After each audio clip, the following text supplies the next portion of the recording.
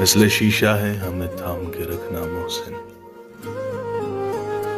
ہم تیرے ہاتھ سے چھوٹے تو بکھر جائیں گے۔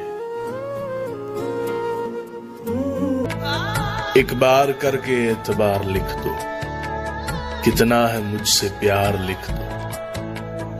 ترس رہے ہیں بڑی دیر سے، اس بار اپنی محبت کا اظہار لکھ دو۔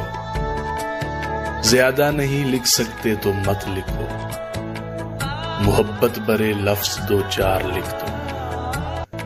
ایک بار لکھو محبت ہے مجھے تم سے، پھر یہی لفظ ہو بار لکھ دو۔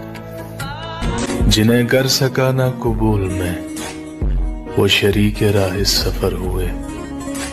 جو میری طلب میری آس تھے، وہی لوگ مجھ سے بچھڑ گئے۔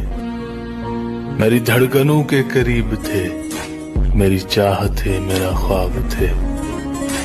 وہ جو روز و شب میرے پاس تھے، وہی لوگ مجھ سے بچھڑ گئے۔